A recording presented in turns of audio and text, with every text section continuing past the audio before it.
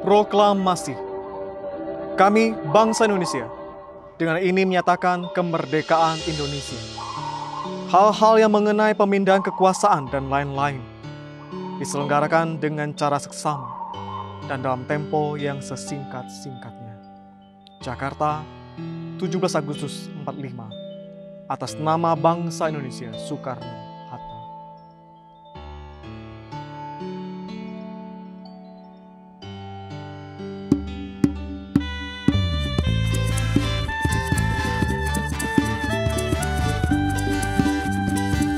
Tanah airku Indonesia, negeri elok amat ku cinta. Tanah tumpah darahku yang mulia, yang ku puja sepanjang masa. Tanah airku aman dan makmur, pulau kelapanan amat subur, pulau melati pujahan bangsa sejak dulu kala. Melambai-lambai hiu di pantai, berbisik-bisik rajak lanang, memuja pulau nan indah bermain. Tanah airku Indonesia.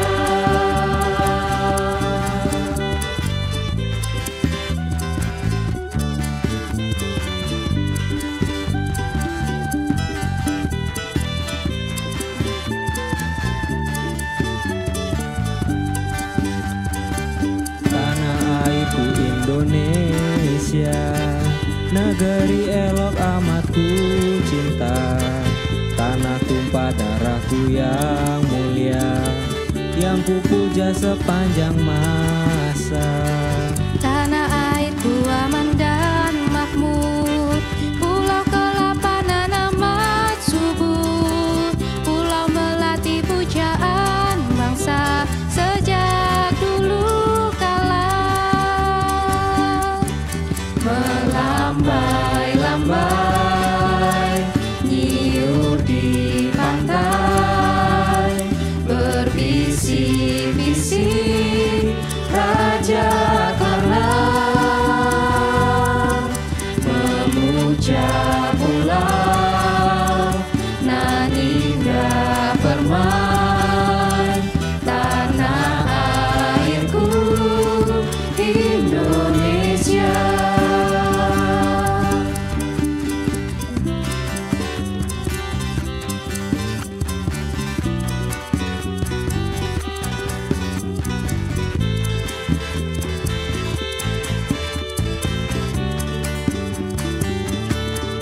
Jadikan kami satu seperti kerinduanmu, agar dunia tahu bukti nyata dari kasihmu.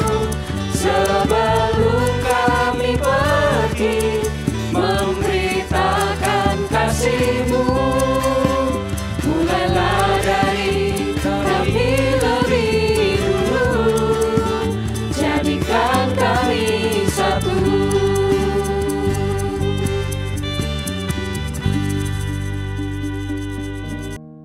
Shalom Sobat Muda sekalian, di dalam rangka kemerdekaan Republik Indonesia, bersama-sama kita akan membahas satu butir dari Pancasila, yaitu Persatuan Indonesia, sila ketiga. Untuk itu, sebelum kita masuk di dalam pastoral message hari ini, mari bersama-sama kita tundukkan kepala, kita berdoa. Ya Tuhan yang Maha Murah, kiranya Engkau yang menerangi pikiran dan hati kami, untuk kami mengerti maksud dan kehendak-Mu, supaya dengan demikian kami dapat hidup seturut dengan kehendak-Mu, secara khusus dalam konteks negara kami, di mana kami mencoba untuk memikirkan topik persatuan Indonesia. Bantu kami ya Tuhan oleh kuasa Roh Kudus-Mu, dan pakailah hamba-Mu yang terbatas untuk menguraikan kebenaran firman. Di dalam Yesus Kristus, Tuhan dan Juru Selamat kami yang setia, kami berdoa. Amin. Saudara-saudaraku terkasih di dalam Tuhan, di dalam konteks persatuan Indonesia kita akan berbicara di dalam bingkai Bhinneka Tunggal Ika, berbeda-beda tetapi satu. Nah, untuk memahami konsep persatuan Indonesia dalam bingkai Bhinneka Tunggal Ika, maka kita perlu memahami konsep persatuan Indonesia dalam pikiran pendiri bangsa kita secara khusus, Presiden RI yang pertama, Insinyur Soekarno. Nah, di dalam buku Di Bawah Bendera Revolusi yang ditulis oleh Insinyur Soekarno, terdapat satu bagian bab di mana beliau membahas tentang persoalan persatuan Indonesia. Nah, sejak tahun 1928, cita-cita untuk terjadinya persatuan Indonesia dari keragaman suku dan bahasa telah tertanam di dalam sanubari para pemuda-pemudi pada waktu itu.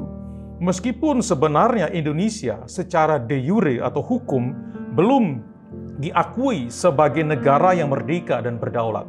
Namun secara de facto, Indonesia yang bersatu itu telah menjadi cita-cita dari para pemuda-pemudi.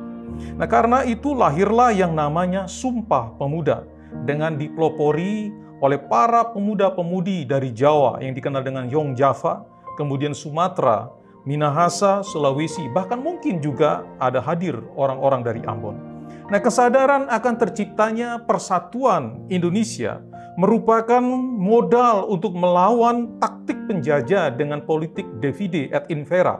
Sebagaimana yang kita tahu, politik memecah belah persatuan. Nah, saudara-saudaraku yang terkasih di dalam Tuhan, menjelang kemerdekaan dan pasca kemerdekaan, di permukaan tampaknya Indonesia sudah mencapai yang namanya persatuan Indonesia.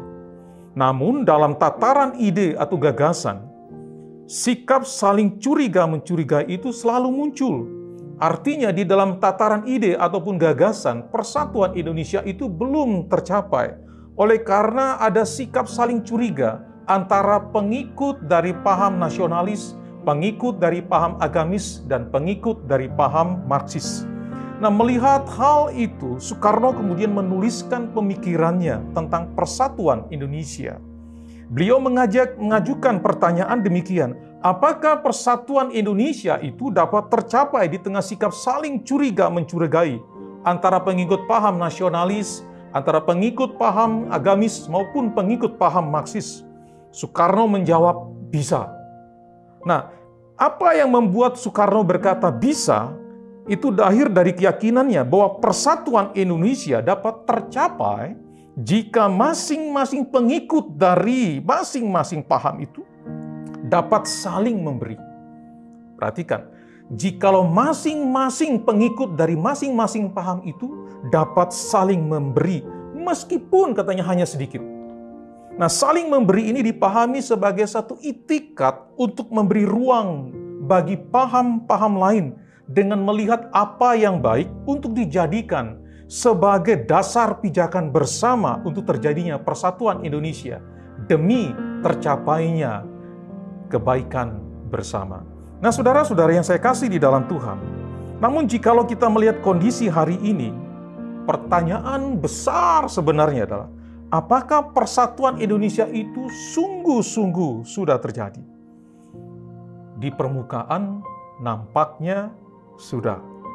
Namun kembali lagi, dalam tataran ide, gagasan, atau paham, persatuan itu belum terjadi secara utuh. Sikap saling curiga di antara pengikut paham dengan paham lainnya semakin besar. Pengikut paham nasionalis mencurigai pengikut paham agamis. Pengikut paham agamis mencurigai pengikut paham nasionalis. Apalagi hari-hari ini, isu-isu Marxisme mulai hangat kembali dan mendapatkan perhatian yang besar yang patut dicurigai. Bahkan juga akhir-akhir ini muncul pengikut paham nasionalis agamis dengan kecurigaannya sendiri. Nah, saudara yang saya kasih di dalam Tuhan, kecurigaan-kecurigaan ini sebenarnya mengancam semangat persatuan Indonesia yang telah dicetuskan sejak tahun 1928 dan ditegaskan kembali dalam sila ketiga dari Pancasila, yaitu persatuan Indonesia. Lalu bagaimana sikap kita sebagai orang Kristen untuk mewujudkan persatuan Indonesia? Bagaimana sikap kita sebagai anggota tubuh Kristus membawa wujud persatuan Indonesia yang di dalam rumah yang besar yang kita sebut Indonesia.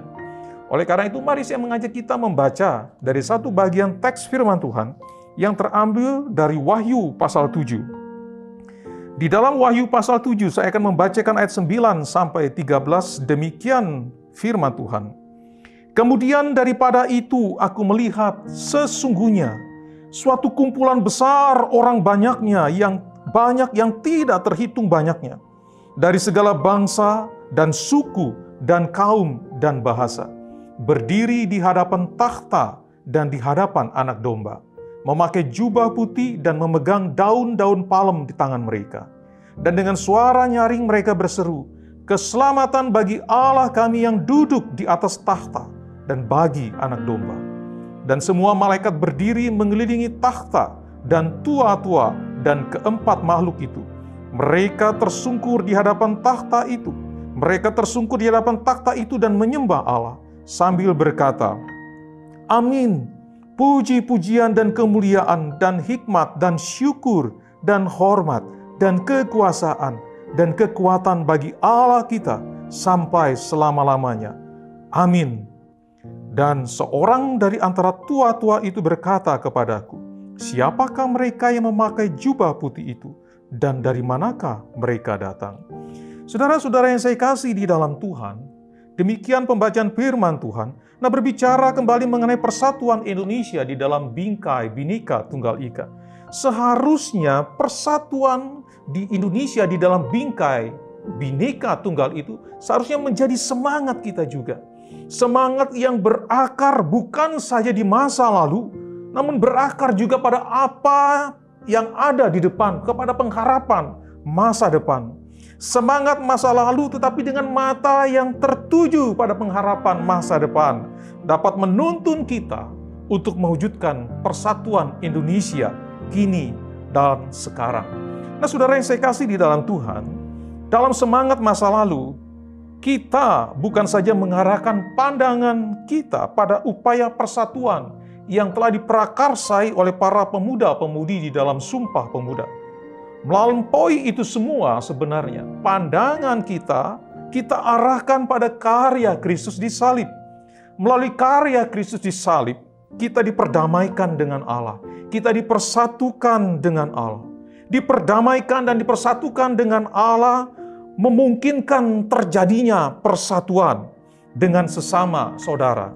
Nah, saudara yang saya kasih di dalam Tuhan, bukan saja dengan saudara seiman, bukan hanya dengan sesama saudara kita, namun dengan semua orang.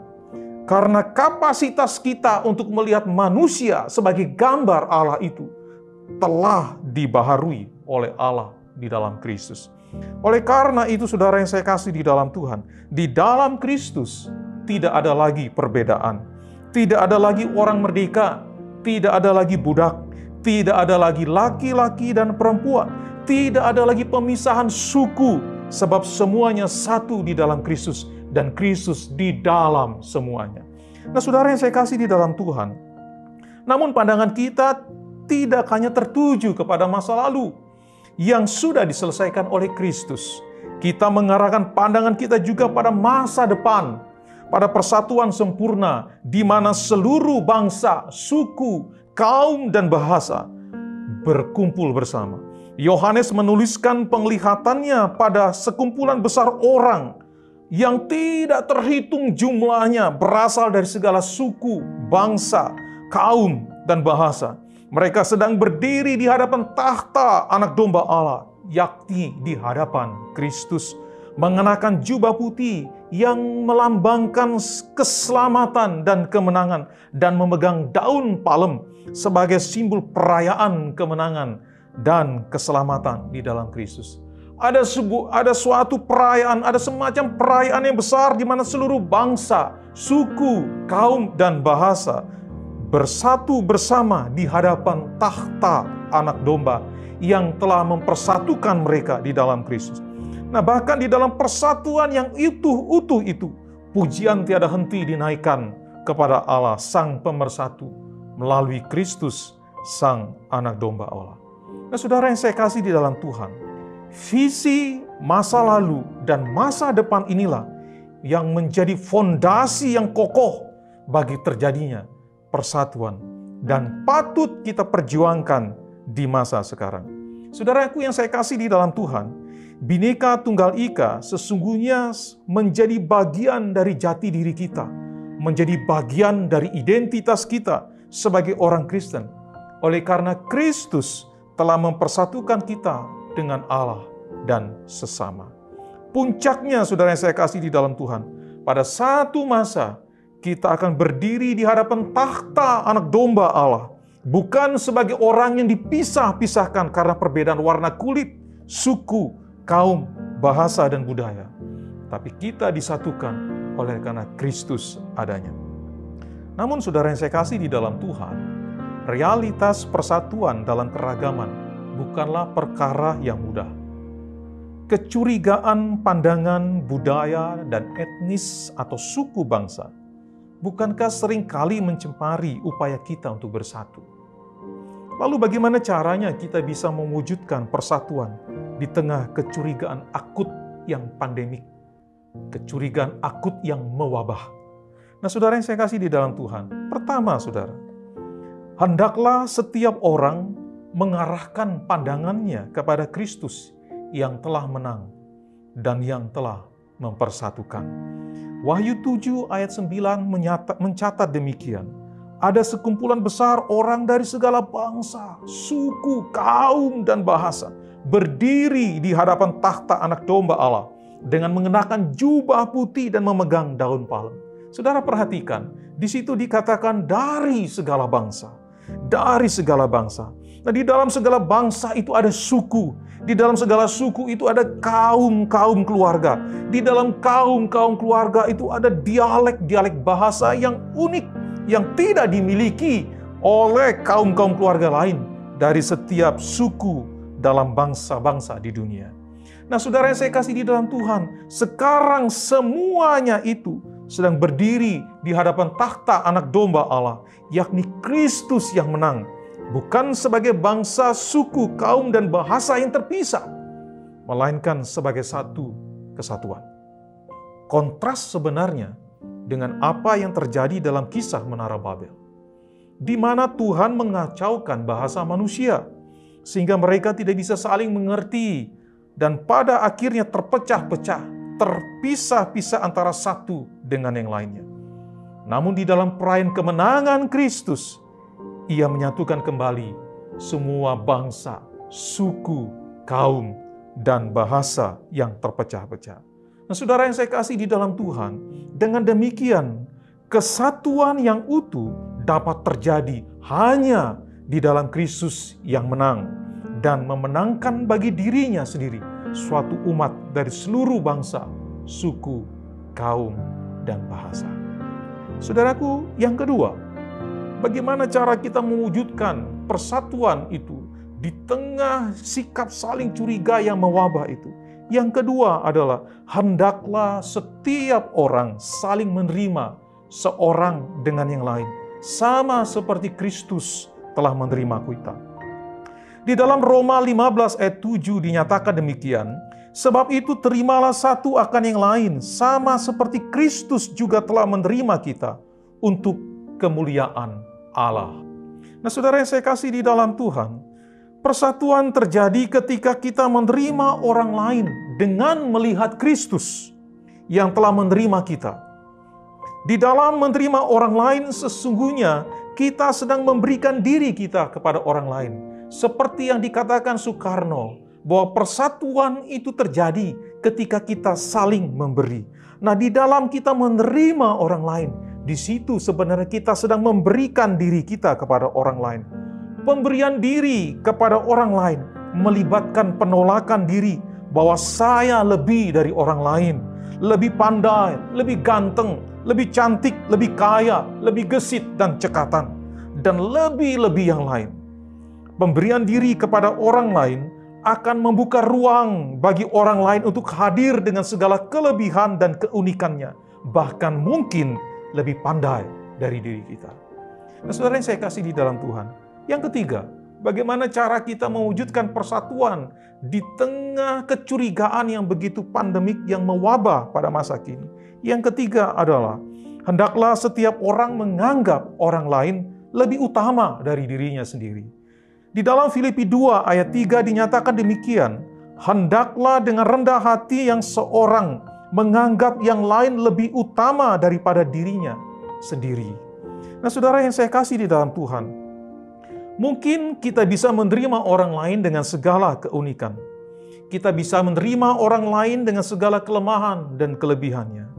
Namun tidak banyak orang yang berhasil dalam hal menganggap orang lain lebih utama dari dirinya sendiri. Menganggap orang lain lebih utama membawa kita pada tingkatan merendahkan diri, bahkan menyangkali bahwa kita lebih dari orang lain.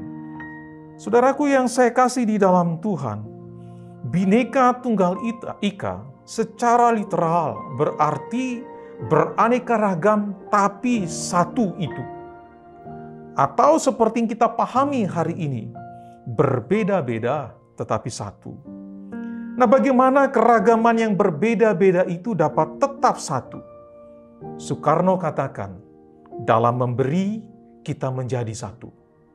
Artinya, memberi ruang untuk menerima orang lain. Namun uniknya Alkitab mengajarkan kita lebih lagi supaya kesatuan terjadi. Alkitab melampaui dari sekedar apa yang diungkapkan oleh Soekarno. Alkitab mengatakan kesatuan itu terjadi ketika kita mengarahkan pandangan kita kepada Kristus yang telah menang dan yang telah mempersatukan. Yang kedua, ketika kita menerima orang lain sebagaimana Kristus telah menerima kita. Dalam menerima orang lain, kita membuka diri dengan cara membuka ruang bagi orang lain. Di dalam menerima, kita sedang memberi diri kita dengan cara membuka ruang bagi mereka untuk masuk di dalam hidup kita. Dan yang ketiga, dengan menganggap orang lain lebih utama dari kita. Saudaraku, menganggap orang lain lebih utama berarti menanggalkan segala egoisme pribadi, bahkan kita lebih dari orang lain, dan belajar untuk rendah hati. Menerima, menganggap orang lebih utama dari diri kita berarti menanggalkan egoisme pribadi bahwa kita lebih dari orang lain, dan di situ kita belajar merendahkan hati kita. Saudaraku yang saya kasih di dalam Tuhan, dengan melihat pada Kristus yang telah menang dan mempersatukan, dan pada persatuan sejati yang nanti kita akan alami di dalam kerajaan Allah, ketika semua bangsa, suku, kaum, dan bahasa berdiri di hadapan takhta Anak Domba, maka marilah kita terus mengupayakan dan mewujudkan persatuan Indonesia dalam bingkai Bhinneka Tunggal Ika yang disertai dengan sikap saling menerima dan menganggap orang lain lebih utama. Secara khusus di masa pandemi seperti sekarang ini, mari bersama-sama berjuang untuk mewujudkan persatuan Indonesia. Karena pada satu masa di hadapan tahta Allah, kita akan bertemu dari segala suku, bangsa, kaum, dan bahasa untuk memuji Allah di dalam Kristus Yesus yang telah menang dan mempersatukan kita. Tuhan memberkati kita sekalian. Mari kita tundukkan kepala, kita berdoa.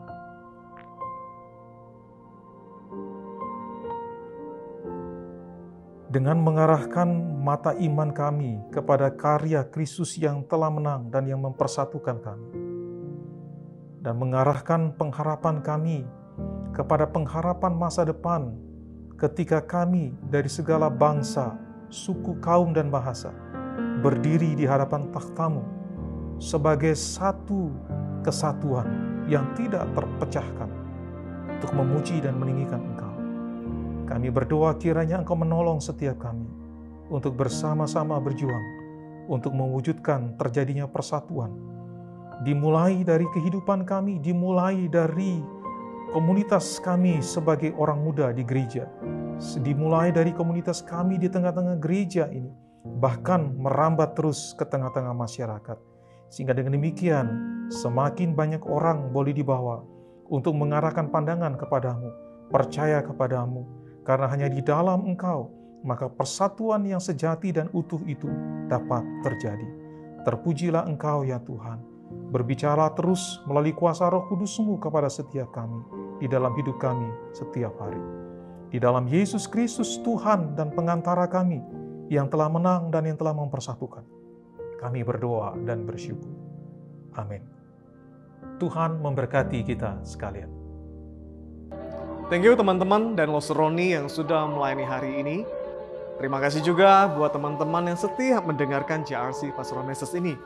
Kiranya kalian sungguh terberkati oleh pesan pastoral yang kami sampaikan setiap Sabtunya. Nah, saat yang kalian tunggu-tunggu sudah tiba. Kira-kira siapa ya pemenang kuis minggu lalu?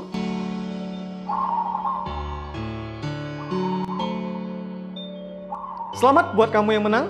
Kami akan kirimkan hadiah langsung ke rumahmu.